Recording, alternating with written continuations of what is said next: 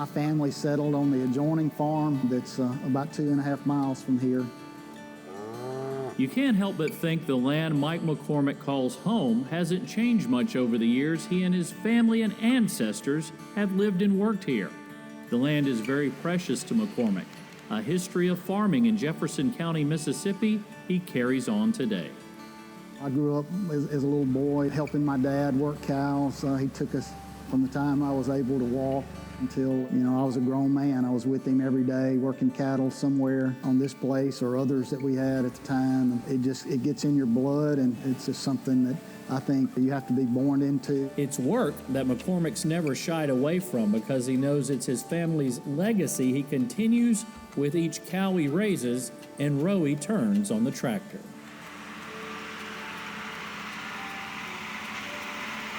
Well, it's just who I am. I guess that's why you see farmers that have a lot of farm stress. If you weren't able to do this for a living, if you weren't able to continue on a family tradition, it's more than just a job, it's a way of life. He fights to preserve this life for many farmers and ranchers across the state as president of the Mississippi Farm Bureau Federation, even though it takes him away from these fence rows. He knows all the trips and hours away are worth it.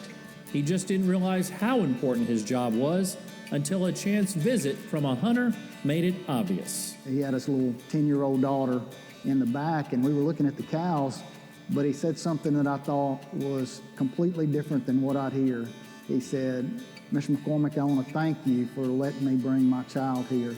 This is the first time she's ever heard silence." Whether it's for his family, Farm Bureau members, or just a chance to bring rural Mississippi to someone new, for McCormick, it's worth representing Farm Bureau across the state and nation. The organization that stood tall and persevered through pandemics and depressions and a lot of challenges that's gotten thrown at us. Farm Bureau's been here. Been our rock for all those years. It is who I am. I have such a passion for this organization. I appreciate the opportunity that the membership gave me by being Farm Bureau president. I made a commitment to them that I'd give 110%. Always onward, keeping his promise to one day leave Farm Bureau and this land better for those who follow. Just not yet. There's still work to be done. It's precious times that I get to spend here back on my farm, but one of these days I'll come back here for good, and I don't want to look back with any regrets to say I left anything out there that I couldn't have helped another farmer for. So. Ladies and gentlemen, the 10th president of the Mississippi Farm Bureau Federation, Mike McCormick.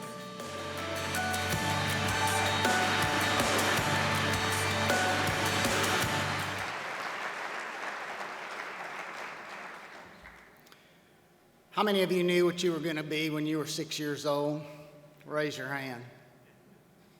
Some of you did. When I was in the first grade, my teacher, Mrs. Julia Youngblood, asked my class to write the answer to the question, "What do you want to be when you grow up?" It was the first sentence I ever wrote. I'm sure many of my classmates said they wanted to be doctors and nurses and firefighters and movie stars like most little kids. But as you can see on the photo behind me, on a faded scrap piece of paper my mama saved and treasured, my answer was different. I knew what I wanted to be. There was never any doubt. The 6-year-old me was just as sure and committed then as I am today. I was going to be a farmer and drive my cows from patcher to patcher.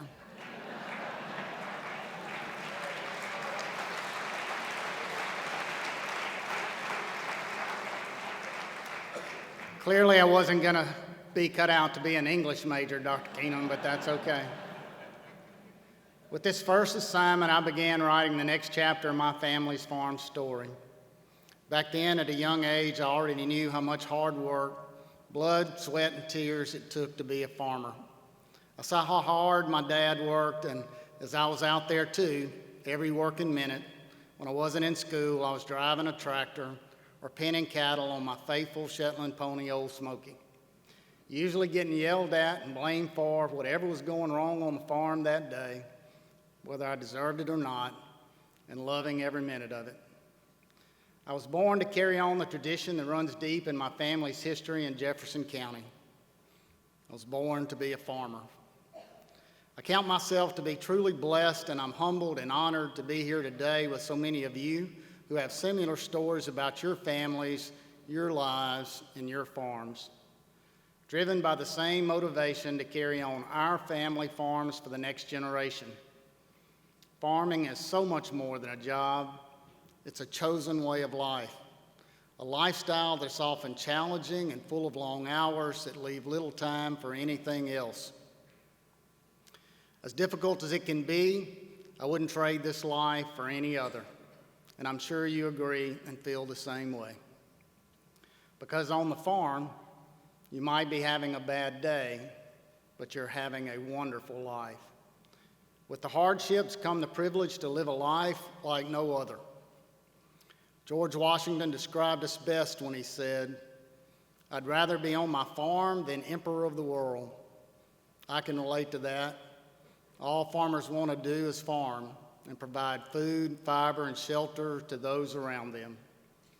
It's a noble calling dating all the way back to biblical times where Elisha in 1 Kings was a farmer. But in order to preserve it and truly prosper, we need a unified voice, celebrating it, standing up for it, fighting for it. That is where the Mississippi Farm Bureau Federation comes in. For the last century, we've stood in the gap to protect the sacred way of life for the farmer. We have expanded from a small idea of a few to an influential force of many, dedicated to preserving and protecting farmers. And we've done just that on many fronts. Over our 100-year history, Farm Bureau has been a part of many policy battles concerning private property rights. As consumers are increasingly less rural and disconnected from agriculture, those rights have been tested more frequently. Farm Bureau has never backed down, making protection from eminent domain one of the most significant milestones in our history. Eminent domain is defined as the process that government uses to take property from individuals for public use. But in 2005, the United States Supreme Court handed down a ruling that gave local governments the authority to take private property and transfer it to other private entities unless state laws prevented it. Following this ruling, David Wade, our 8th president, acted quickly, fearlessly leading our staff and members to complete the work necessary to pass legislation ending eminent domain for private economic development. This work included collecting more than 180,000 certified signatures so that the issue of eminent domain reform was placed on the November 2011 general election ballot. Members and staff collected these signatures across the state in front of grocery stores, gas stations, and local sporting events. For months, we spent time educating our fellow citizens about how important it was to protect private property rights. As our federal affairs coordinator, Justin Ferguson, likes to say, those hot, steaming summer days spent in communities across the state ended up being the best staff development exercise because we worked together for the betterment of our farmers, our communities, and our state. By sponsoring and leading the 2-year initiative and referendum campaign, Farm Bureau was successful in getting Initiative 31 passed, resulting in an amendment being added to the Mississippi Constitution. This prevented the government from using eminent domain to take private land for the use of other private entities. At this time, I'd like to take a moment and recognize those of you who put in the hard work to get this done. If you had a hand in collecting signatures or advocating for this monumental legislation, thank you for your dedication and for helping us get it pushed across the finish line.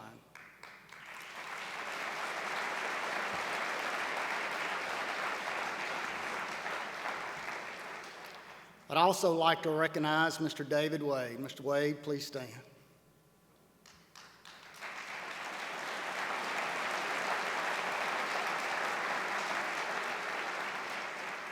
Your leadership and foresight with this issue secured the future of Mississippi agriculture as we know it.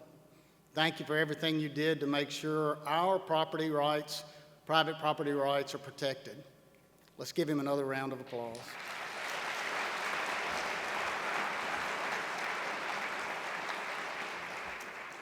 Unfortunately, even with the majority of Mississippians supporting eminent domain reform, our work on the issue is not done. After technicalities regarding the passage of the amendment surfaced, Farm Bureau once again went to bat for your private property rights in last year's legislative session. With 4 unanimous votes, our state legislature codified House Bill 1769 into law, giving us an additional layer of protection for our land and our farms. I want to thank all of our senators and representatives for their work in getting this passed, and Governor Tate Reeves and Lieutenant Governor Delbert Hoseman for their signature on our special legislation.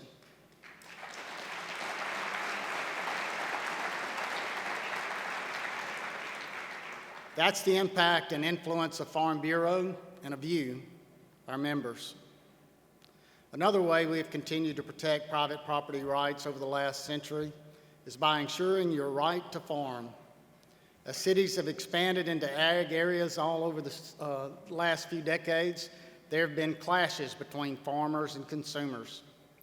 In 2017, a federal judge allowed a nuisance lawsuit to be filed against North Carolina swine farms in federal court, sparking a series of legal battles.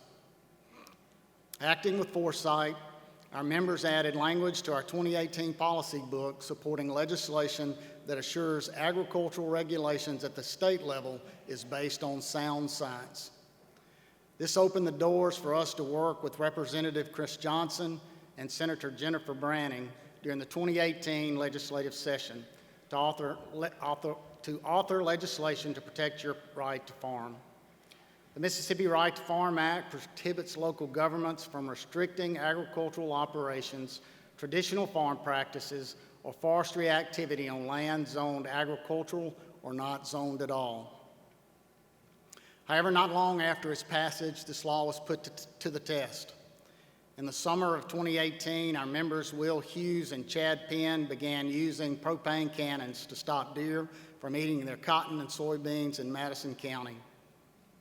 Neighboring property owners sought legal action to stop them, alleging that the loud sounds were a nuisance. The Madison County courts sided in favor of the farmers, citing our Mississippi Right to Farm Act. But the neighboring property owners did not give in. They appealed the decision, fighting the case until it reached the Mississippi Supreme Court. Will and Chad fought back at their own expense. Farm Bureau supported their efforts by filing an amicus brief with the court. In May of 2021, the Supreme Court ruled that our Right to Farm Act protected Will and Chad's agricultural practices since their farms had been in operation for more than a year. This was a monumental win for all farmers across the state. Will and Chad, thank you for your unwavering dedication and determination and resilience. By getting this legislation passed and defending it, we took a proactive step in preserving agriculture in our state. I'm proud to be a part of this, and I'm proud of our public policy team that helped write this legislation that is strong enough to withstand a tough legal challenge. A special thanks to Lee Thorne, who was instrumental in the success of writing the legislation. But I'm even more honored to have played a small part in making sure Will and Chad and their families get to continue to farming for years to come. And make no mistake about it, even with these significant policy wins under our belt, we will continue to fight for private property rights for all Mississippians. Mississippi Farm Bureau Vice President Warren Oakley once said, "Our freedoms as Americans are precious. One of our most important freedoms is the right to own and enjoy our own property." Wise words indeed that still hold true today. As citizens of the greatest nation in the world, we should have the opportunity to own property without worrying about it being taken, while also having the ability to do with it what we want with our farm. It is a freedom we should all be able to enjoy. Along with the private property rights, funding and improving our infrastructure from rural roads and bridges to rural broadband has been and always will be one of the most important issues we tackle. Simply put, without a solid infrastructure, we can't move our products to market. For example, Claiborne County farmer Lonnie Fortner struggled during the 2019 harvest season to get his corn and soybeans to a grain elevator because of a bridge closure. The closure forced him to reroute more than 45 miles, causing him to lose precious time and money. This is just one small example of what so many of you have faced. There are too many other challenges out of our control that force us to lose money. Our transportation route shouldn't be one of those. These stories are what push my staff and me to work harder on your behalf each day. And I'm proud to say we've made major strides to improve our infrastructure over the last 5 years. In 2018, we helped establish the Emergency Road and Bridge Repair Fund through the legislature to repair failing infrastructure systems throughout our state. Since then, I've chaired that committee, working with state leaders to develop criteria for the Mississippi Department of Transportation so funds can be awarded to the areas that need it the most. I'd like to thank Governor Tate Reeves, Lieutenant Governor Delbert Hosemann, Senator Jennifer Branning, Chairwoman of the Senate Highway and Transportation Committee, Brad White, Executive Director of the Mississippi Department of Transportation, and Harry Lee James, Head of the Mississippi Office of State Aid. Your support and collaboration on improving our roads and bridges has not gone unnoticed by our members. We appreciate all the work you have done and continue to do to improve our infrastructure.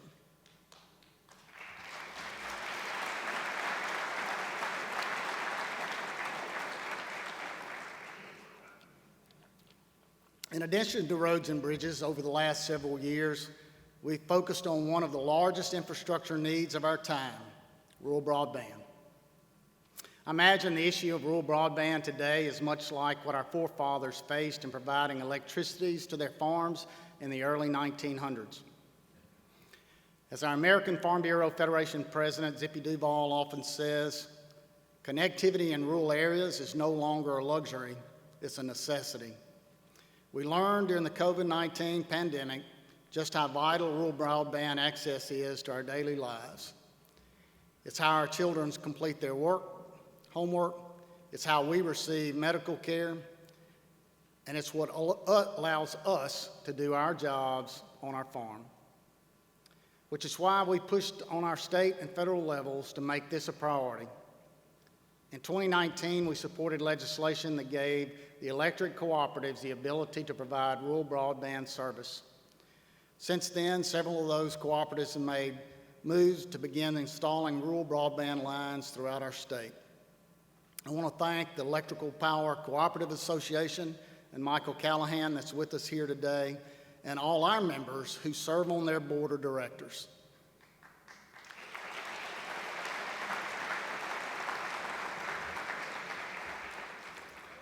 On a federal level, we've also participated in the rural broadband discussion.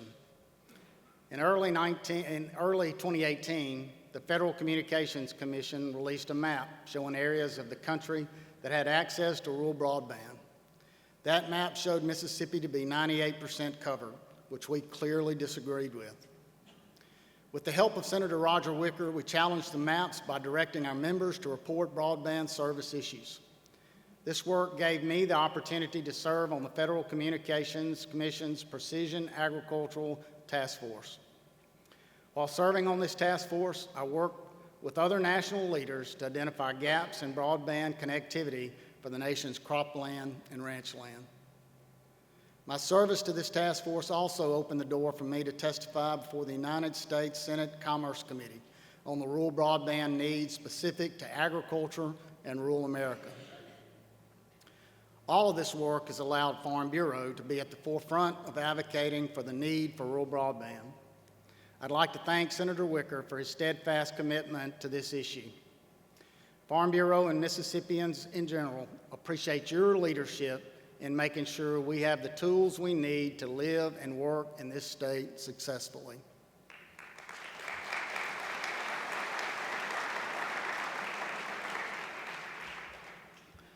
There are countless other ways Farm Bureau has supported your infrastructure needs at the state and federal levels over the last century, almost too many to count, and we will continue our work on your behalf on this front.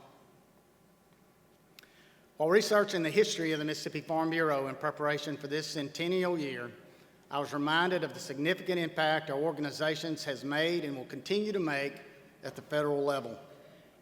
You, our members, are just 3 calls from the President of the United States, thanks to the influence our organization has gained over the last 100 years.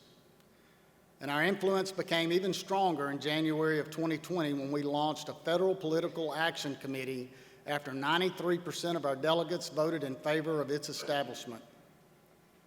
Our Furthering Agriculture for Rural Mississippians Fund, also known as the Farm Fund, is made up of Farm Bureau members from across the state who contribute to supporting rural Mississippi's friends in Congress.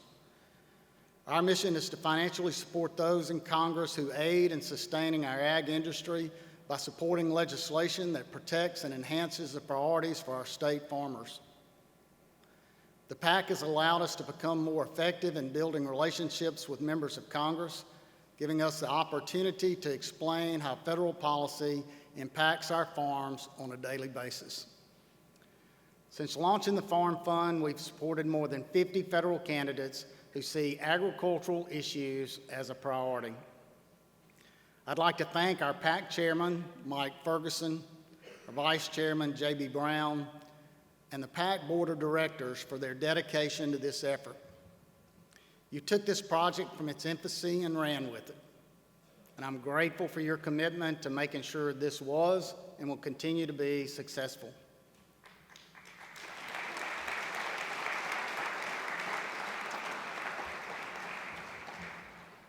In 2021, we also finally saw years' worth of work come to fruition when we led the development and implementation of the Federal Consolidated Appropriations Act. This legislation allocated $1 billion to contract livestock producers and poultry growers who suffered financial losses during the COVID-19 pandemic. This is historical, as it is the first time contract poultry growers were recognized in federal policy. We've seen many successes over the last century, and during my service as a member and a servant leader of this organization, I've had plenty of time to contemplate why. I attribute our success to 4 things. First, because no matter what decade, Farm Bureau has met the immediate needs of our farmers. In the early 20th century, agriculture was the #1 industry in Mississippi, but it had no voice or seat at the table in local, state, or on national levels. Through the formation of the Mississippi Farm Bureau Federation, our farmers gained a unified voice that they still rely on today. Second, I believe we continue to be successful because we operate at a grassroots level. This is one of the distinguishing features between Farm Bureau and other organizations. No matter how large or small of an ag producer you might be, Farm Bureau gives you a voice and a seat at the table to influence our policy. Starting in 1921 with Lafayette County and finishing in 1956 with Warren County, all 82 counties chartered their own farm bureaus that became members of our state organization. From this county level to state and national levels, producers annually evaluate the challenges of agriculture and rural living to formulate Farm Bureau policy. Third, since our founding, Farm Bureau has looked for innovative ways to solve problems, allowing us to be at the forefront of economic, technological, and legislative developments. For example, in the 1940s, farm families were in need of insurance options. So we assisted in organizing Southern Farm Bureau Casualty Insurance Company and the Southern Farm Bureau Life Insurance Company. Both companies have grown from a seed of an idea to be among the largest companies in our state. We have over 1,500 Mississippians working to support insurance operation for our Farm Bureau members every day, all headquartered right here in the state of Mississippi. There have been many key leaders responsible for this success, but none more so than Mr. Owen Cooper. Mr. Cooper was one of the most successful entrepreneurs of the 20th century, whose vision of manufacturing ammonium nitrate at Mississippi Chemical in Yazoo City revolutionized farming around the world. Mr. Cooper was also a core leader of Farm Bureau, serving as both the director of organization and editor of the Mississippi Farm Bureau News. It was the investments of the Mississippi farm men and women that capitalized our insurance operation. But it was Mr. Cooper's idea that insurance should only be available to Farm Bureau members, driving membership growth for our future. On January 2nd, 1947, Mr. Cooper bought the first life policy to charter Southern Farm Bureau Life Insurance Company, a policy that is still in effect today. We are Farm Bureau strong because of dedicated leaders like Mr. Owen Cooper.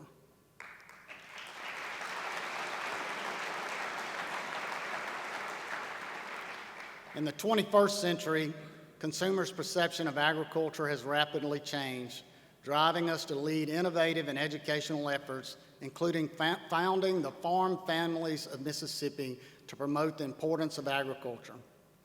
Farm Families of Mississippi has done an amazing job of telling our story. I encourage you to support our efforts and show your pride for agriculture by driving a vehicle with a Farm Families license plate. As more of our population became increasingly disconnected from the farm, we established the Ag in the Classroom program to teach our youth about agriculture and where their food comes from, a task our Women's Leadership Committee has dedicated countless volunteer hours to do. I want to thank Ms. Betty Mills and our State Leadership Committee for expanding this program and all you do for Farm Bureau.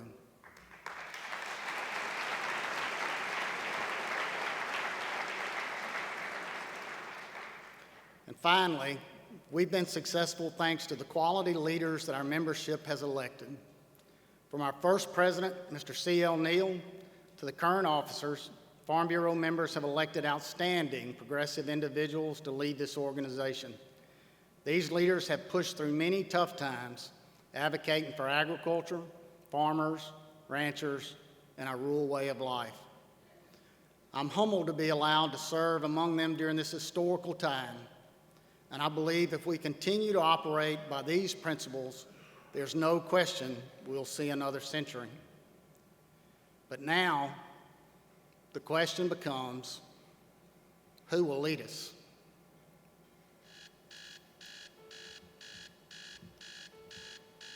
We live in a busy world that seems to be spinning out of control. In the midst of it all, sometimes just sitting down at the table together over a meal is monumental. We are in the car, back and forth to work, to recitals and practices and games. No time for ourselves, no time for our family, no breaks, just go, go, go. We are losing what's most important. We are losing our way of life, and our children are caught up in this too. What does that mean for our future? The farm is feeling the effects too, every single day.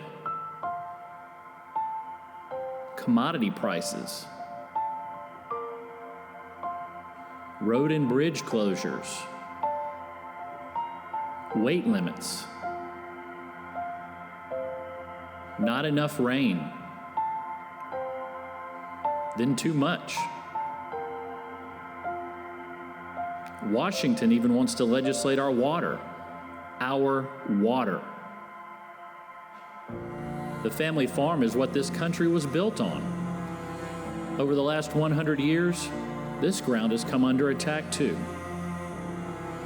Private property, right to farm, eminent domain, rural broadband. Farm Bureau has stood in the gap all this time and continues to do so today. Now more than ever, we need a voice. No, we need voices. We need the current Farm Bureau members to stand for what's right. Raise up the next generation of citizen farmers who aren't afraid to get their hands dirty and let their voices be heard. And to the next generation, be ready when it's your turn. This is your wake-up call. Are you ready to answer? We need farmers. We need ranchers. We need extension agents. We need lawmakers. We need bankers. We need business owners. We need parents. We need leaders.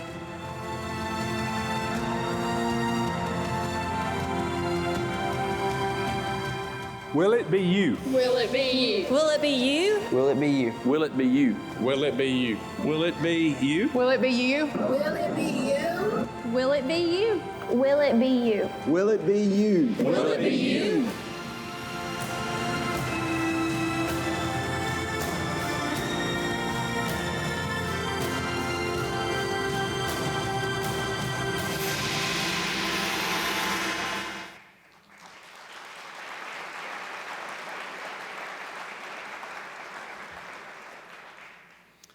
On one of my recent county visits, I was told a story that really stuck with me. It runs much deeper than what was on the surface. When our first president, Mr. C.L. Neal, was elected and moved his family to Jackson from Jones County, he came by horse and wagon. Along the way, the path was challenging, and at one point the wagon got stuck in some muddy ruts. Mr. Neal instructed his two sons to roll up their sleeves, take off their shoes, and to get out and push. Both of those sons, who went on to be nationally renowned neurosurgeons, literally helped move Farm Bureau forward. The image of a team of horses pulling a wagon of a fledgling ag organization being driven by our first president and pushed by our future generation is awe-inspiring to me. Because to be a success, you have to have some willing to pull, some willing to push, some willing to steer, and something on the wagon special enough to make it worth the effort. That's my image of Farm Bureau. That's my image of our future. Most of you in this room have played a pivotal role in our history and will continue to provide the foundation for our future. Today is the day we officially set the course for the next century of Farm Bureau. But we need leaders at all levels willing to push, pull, and steer a wagon full of fresh and innovative ideas. What will your role be? Serving as your Farm Bureau president is a dream come true for me, and I look forward to continue to serving you for many more years, Lord willing. But in all likelihood, our future Farm Bureau president is somewhere in this room today. I hope by our actions here today that it inspires you to make the commitment that you need for our future. But that person must have passion and energy and vision to steer our course. Will it be you? We will also need those willing to step forward to fill the positions of vice president when one retires, a critical role in making sure your voice is heard on the state level. Will it be you? We will need future state women's leadership and YF&R committee members to build on the legacy of those that came before us. These members must be driven and willing to work hard to continue the mission. Will it be you? We will need men and women to step up and serve in the roles critical to our operation, like board of directors and commodity and policy committees. To do so, we will need these members to prioritize Farm Bureau over other community events and activities. Will it be you? And most importantly, we need those willing to serve as County Farm Bureau leaders, the core and strength of our organization, our grassroots. Will it be you? Not only will we need these leaders in Farm Bureau, but we will also need them as our allies in other occupations. We need land grant researchers and extension agents who continue to implement and develop new practices farmers can use to become more efficient. We need lawmakers who are ag-friendly and willing to support policies beneficial to farmers. We need bankers to understand the struggles farmers face and will work with them to be successful long-term. We need business owners who will provide the tools necessary for farmers to strive in this ever-changing world. We need parents to raise the next 6-year-old little boy who just wants to drive his cows from patcher to patcher. Will it be you? More than anything, we need leaders. We need leaders to celebrate, stand up, and fight for Farm Bureau and our agricultural way of life, because our work is not done. We must constantly strive to do the work and be better, to put time into this organization so that it can do bigger and better things in the future. It is worth the sacrifice, I promise. The agriculture industry has seen an abundance of change over the last century. It's certainly much different than when I declared my career path as a 6-year-old. My father would be amazed at the technology on our today's farm. We're doing bigger things than ever before and continually striving to do them even bigger and better each day. We face our share of challenges too, from weather extremes and fluctuating commodity prices to supply chain pressures, regulatory battles, and more. And change is taking place as the number of farmers and ranchers continue to shrink, placing a heavy load on the backs of the less than 2% of us that still farm. Through it all, Farm Bureau has been there standing in the gap since day one. And now more than ever, we need the voices of many to keep us in that gap, supporting our way of life, fighting for what is right. I implore you to be someone on that wagon, a wagon that started its journey a century ago. Whether you're pushing, pulling, or steering, Farm Bureau needs you to be our future. Will you answer the call?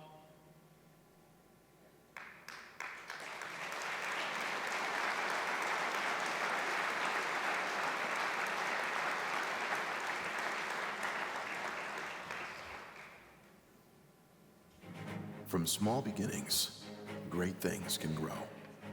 This is the story of Mississippi agriculture, the farmers who drive it, and the organization that advocates for them. It was President Theodore Roosevelt who said, "Our civilization rests at the bottom on the wholesomeness, the attractiveness, and the completeness, as well as the prosperity of life in the country." In 1910, the term Farm Bureau was established with a singular focus: to promote farm businesses. In 1919, 12 states met in Ithaca, New York, to form a national federation of state farm bureaus, today known as the American Farm Bureau Federation.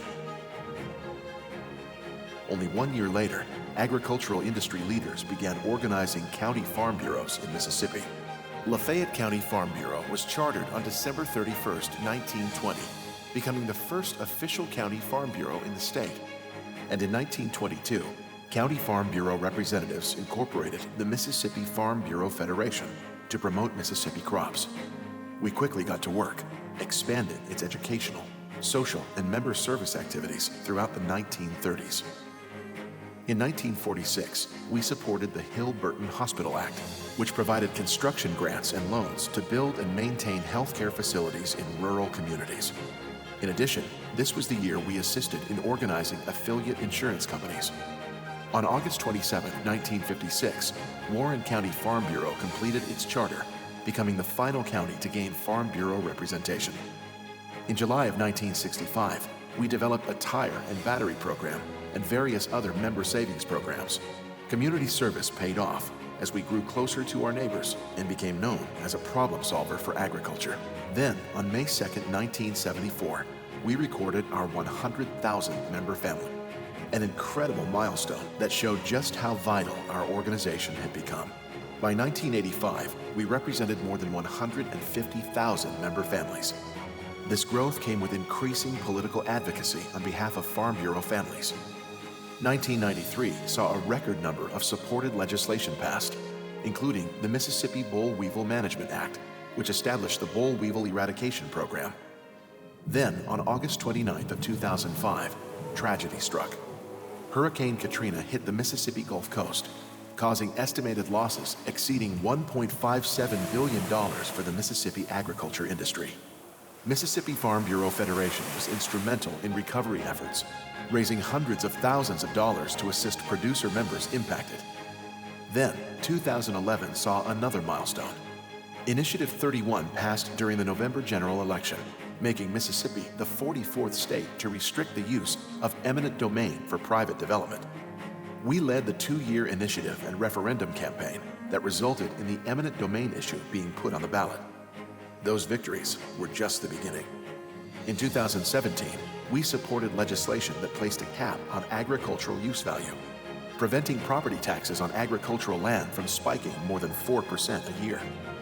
In 2018, we supported the Right to Farm Bill, which prohibited local governments from restricting agricultural operations, traditional farm practices, or forestry activity on agricultural or unzoned land. And in 2019, we supported the Landowner Protection Act, which increased Mississippians' private property rights and legislation that gave electric cooperatives the ability to provide rural broadband service. With these past wins, it's easy to see why we formed a federal political action committee, known as the Furthering Agriculture for Rural Mississippians Fund, or Farm Fund, in 2020. 2020 was a standout year for the entire world as COVID-19 ran rampant across the globe. We led multiple efforts to support the agriculture industry during the pandemic, like publishing the COVID-19 federal and state resources document for Mississippi farmers and ranchers, and creating the hashtag media campaigns, Critical and Essential, and Still Farming. Additionally, we led the development and implementation of the Federal Consolidated Appropriations Act, which allocated $1 billion to contract livestock producers and poultry growers who suffered financial losses during the pandemic. In 2022, we supported legislation upholding Initiative 31, making sure the eminent domain constitutional amendment was codified into general law.